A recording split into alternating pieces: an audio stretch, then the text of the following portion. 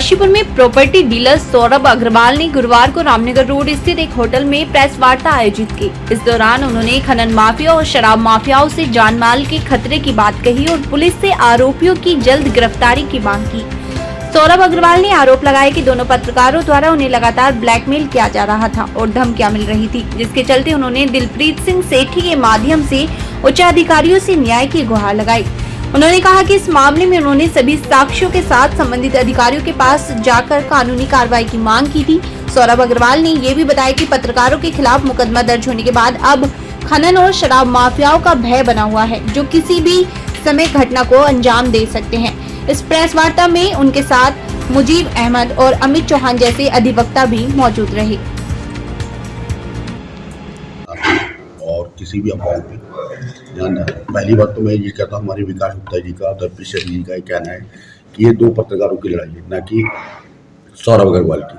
मैंने तो मीडिया ये लड़ाई सौरभ अग्रवाल की है, न कि दिलप्रीत सेठी जी की और मीडिया सेंटर की। मैंने तो एक व्यापारी होने के नाते, क्योंकि दिलप्रीत सेठी जी एक व्यापारी भी है और एक मीडिया सेंटर भी है, क्योंकि विकास गुप्ता एक पत्रकार थे, तो मैंने कि पत्रकार के नाते उनकी मदद पत्रकारी लोग करेंगे, तो पहले मैंने इसके नाते दिलप्रीत सेठी जी के पास अपना पक्ष लिया थी, ताकि मैंने भैया ये मेरे सच्चाई है, ये मेरे सबूत आप देख लीजिए। उन्होंने मेरे सबूत देखे तो बोला आप इसके मैटर में आप कुछ अधिकारियों से बातचीत जाके सलाह कीजिए। तो मैंने अपने सबूत कुछ अधिकारियों को अपनी एप्लीकेशन टाइप करी, अधिकारियों को जाके सबूत दिए, बाकी सब लोग सामने आए।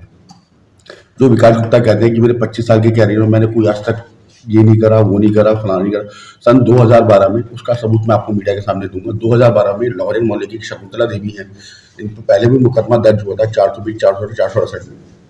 इनको सजा भी हुई थी और उन्होंने उसके 17 लाख रुपए गबन करे थे और उसके 17 लाख रुपए उन्होंने भुगतान करा और उस लेडीज का, शकुंतला देवी का, ना तक आज तक बॉडी मिली और ना ही उसका पता चला। उसकी FIR की कॉपी जो कोर्ट से हुआ था वो मेरे पास संलग्न है, मैं उसको मीडिया को दूंगा। जो विकास गुप्ता कहते हैं कि मेरे पास आज तक कोई इल्जाम नहीं है। इन्होंने धोखे से मुझसे 54,50,000 रुपए अधिकारी को नाम से कि साहब तुम्हारा ये केस निपटा देंगे, ये कर देंगे, वो कर देंगे। 54,50,000 रुपए नकद और 3 प्लॉटों की रजिस्ट्री, एक लवप्रीत के नाम पे और 2 अपने नाम पे करवाई है। वो तो कह रहे हैं कि खाली एक स्टाम्प पे कुछ हुआ है आपका एग्रीमेंट। जी सर, हुआ स्टाम्प पे, मैंने उनको स्टाम्प बना के दिया। स्टाम्प बनाने के एवज में वही उन्होंने दिखाया कि 25 लाख रुपए अधिकारी पे जा रहे हैं और ना तो मुझे ये पता चला किस अधिकारी पे गए और किस पे गए, बस उस अधिकारी ने किस अधिकारी के नाम पे पैसे लिए गए।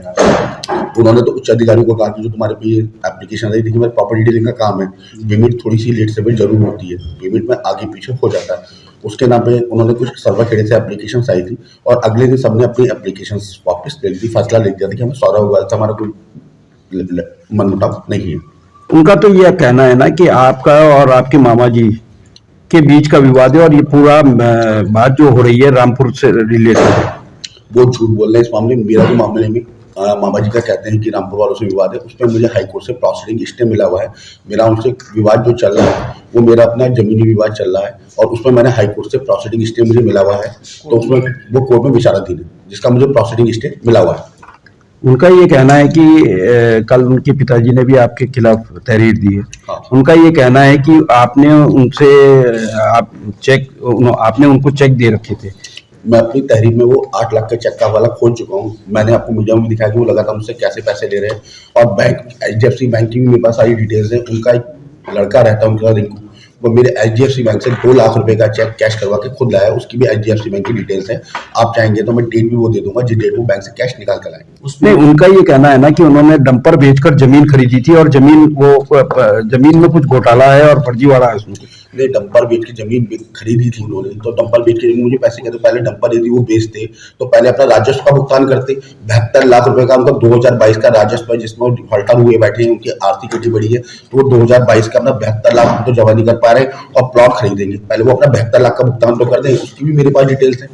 जो राजस्व वो कर्जदार है, जो राजस्व उनमें से एक पत्रकार का कहना यह है कि उसमें जो है आपने 2-3 बार उन्हें प्लॉट दिखाया और 2-3 बार प्लॉट दिखाने के बाद में वो प्लॉट सही नहीं पाएगा, इस वजह से उन्होंने जो मैंने उनको कोई व्यापारी लेन देन ही नहीं था, तो मैं उनको प्लॉट दिखाता किस वजह से। उन्होंने तो ये अधिकारी के नाम से जो मुझसे लूट करते चले गए, मेरा उनसे कोई व्यापारिक लेन देन नहीं, कोई कुछ लेन देन नहीं, तो मैं उनको प्लॉट दिखाता कि एक एग्रीमेंट उन्होंने मुझसे इस शर्त पर करवाया था कि ये पैसे अधिकारी पे, उच्च अधिकारी पे जा रहा है 25 लाख रुपये, तो उसी का उन्होंने मुझसे एग्रीमेंट्स करवाया, उसी का वो चीज़ करवाया और बाद में ना मुझे ये पता किस अधिकारी पे गए, किसके क्या पास पैसे गए, तो जिससे मुझे लगा कि मेरे साथ ठगी हो गई है। और तब मैंने इसका मामला मीडिया के आगे रखा। और कुछ अब क्या कहना चाहेंगे आप? बस मैं उनके पिताजी के नहीं इसमें कुछ शराब माफिया और खनन माफिया जुड़ चुके हैं, जिनसे मुझे लगता है कि मेरी हत्या का प्रयास हो सकता है। मैं ये चाहूँगा इसमें कि हम मेरी माननीय पुष्कर सिंह धामी जी, जो हमारे धाकड़ धामी जी हैं, माननीय मुख्यमंत्री जी से अनुरोध करूंगा कि इसकी गहनता से जांच करवाएं और दोषियों को सजा दिलवाई दी। मैं दोषी हूं तो मुझे सजा मिले, यदि वो दोषी है तो उनको सजा मिले। माननीय धामी जी, हमारे धाकड़ धामी जी हैं, उनमें ईमानदार हैं, ईमानदार छवि है, निष्पक्ष, इसकी जांच करवाएं। आपने अभी भू माफिया, शराब माफिया को नाम लिया, वो कौन व्यक्ति है? वो मैं विवेचना में बताऊं। कोई व्यापार करता है तो 19-20 आई जाती है। आपको पता होगा कि 22 मार्च 2020 से शहर के पूरे देश के अंदर एक लॉकडाउन था। उस समय कारोबारों की हालत बहुत डाउन थी। मेरा मुवक्किल जो है प्रॉपर्टी डीलिंग का कार्य करता है। उस चक्कर में पैसों को लेन देन के कुछ क्लाइंटों के साथ ये हो गया था कि रजिस्ट्री कराएंगे, कहीं से पैसा आ रहा, कहीं एक कारोबार और पूरे देश को संभलने में एक टाइम लगता है। तो इसकी नाताफाक बिठा के कुछ लोगों ने इनके खिलाफ प्रार्थना पत्र दिया था कि साहब इनका पैसा का दिया है, किसी का प्लॉट मिला नहीं मिला। तो वो सारा सेटलमेंट इन्होंने धीरे धीरे कर दिया और कर भी रहे और कर भी दिया है काफ़ी। तो उस हद को लेकर प्रार्थना पत्र जो दिए थे कि साहब हमारा पैसा नहीं मिला, किसी ने कहा प्लॉट नहीं मिला, क्योंकि कारोबार की स्थिति धीरे धीरे अब देश के अंदर ठीक हो रही है लॉकडाउन के बाद। असल बात यह है कि अब इन्होंने सारा धीरे धीरे सबका अपना जो जितने लोगों ने कंप्लेंट दी थी उनका अपना निपटारा इन्होंने कर दिया है, कोई लेन देन नहीं था ऐसा। और उसके बाद मेरे क्लाइंट को जो जिस तरीके से इनके साथ चीटिंग की गई, जिसके साथ इनके साथ धोखाधड़ी की गई, इन्होंने जो उसका मुकदमा अपना दर्ज करा दिया। मुकदमा पुलिस में विचाराधीन है, पुलिस उसकी निष्पक्ष जांच कर रही है और जो भी दोषी होगा, जिसने अपराध किया होगा, उसके लिए वो सजा का हकदार। यही आपके मुवक्किल कुछ सबूत पेश करने की बात कर रहे थे, क्या है वो? ये सबसे पहले ना ये एक FIR है विकास गुप्ता जी के नाम, और FIR का नंबर है 671/12, अंतर्गत धारा 420, 467, 468, 477, 504, 506 IPC। इसमें जो वादी हैं वो श्रीमती शकुंतला देवी, वाइफ ऑफ स्वर्गीय श्री कृष्ण चंद्र, निवासी मोहल्ला लोहरियान, और जो है ये मुकदमा कायम हुआ विकास गुप्ता सन ऑफ श्री खजांची लाल, पटेल नगर, काशीपुर के नाम। ये FIR है। और इस लेडीज का आज तक पता नहीं चला कहाँ गई कहाँ नहीं। 17 लाख रुपये अंदर थी। ये मामला आपके सही है। हमें तो सूचना ये है कि अभी क्रॉस FIR नहीं है, केवल उस प्रार्थना पत्र जो हमारे मुवक्किल के खिलाफ दिया है उस पर विवेचना के लिए SP साहब ने कोतवाल साहब को फॉरवर्ड किया।